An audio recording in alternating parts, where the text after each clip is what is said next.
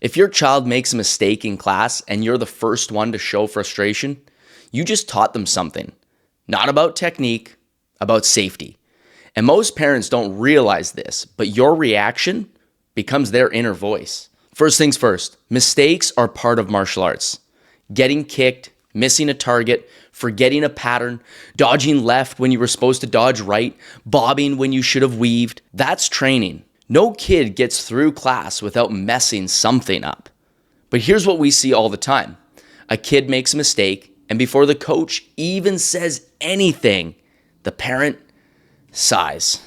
Their shoulders tense, their face changes, and in that moment, the kid learns a dangerous lesson, that mistakes aren't safe. And kids don't quit martial arts because they miss a kick. They quit because it stops feeling safe to struggle. Why this matters? This is bigger than one class. Research in youth sports psychology constantly shows that when kids feel judged or embarrassed for their mistakes, they stop taking risks.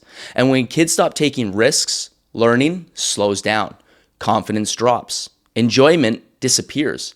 If a child is worried about disappointing you, they're not focused on the drill. They're not listening to the coach. They're not experimenting or adjusting. They're protecting themselves.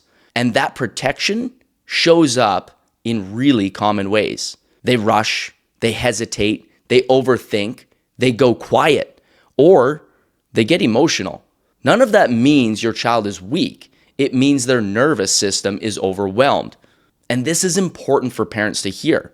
Your child doesn't need you to fix mistakes in that moment. They need you to help them feel safe enough to keep going. As a parent, our job in those moments isn't to correct, it's to regulate, because calm is contagious, and so is frustration. Your tone trains, your body language teaches, your face gives feedback, and kids are experts at reading it. Even when you think you're hiding it, especially when you think you're hiding it. Here's a simple rule that works. I call it the 5-second rule. When something goes wrong, buy yourself 5 seconds before you speak, before you react, before your body gives it away. Those 5 seconds matter more than whatever you were about to say. Because once frustration shows up, kids feel it instantly. In those 5 seconds, take a deep breath, in through your nose, out through your mouth. Relax your shoulders, unclench your jaw, soften your face, then say one simple sentence. You're good. Next. That line does a lot of work. It tells your child they're safe. It tells them the mistakes doesn't define them. And it gives them permission to stay present. No lecture, no correction, no replaying what just happened. Just safety and forward motion.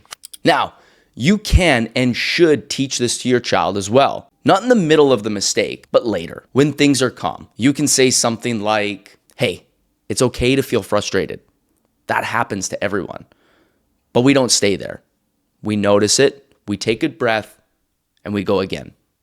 That's emotional control, not emotional suppression. They're allowed to feel it. They just don't have to live in it. And kids who learn this skill early carry it everywhere, into school, into friendships, into life. Honest truth? This doesn't mean you don't care. It means you care enough to stay calm. It doesn't mean standards disappear. It means timing matters. Coaches correct technique. Parents protect emotional safety. When kids feel safe to fail, they try again. When they feel judged, they shut down. And the difference between those two outcomes often comes down to the first reaction. So, if you want to change your child's confidence, start with your reaction. Hey, if this episode helped you, give this video a like and subscribe to the channel. And if you want to learn how to support your child without yelling, bribing, adding pressure, join us inside our school community. The link is below. I'll see you guys on the next one.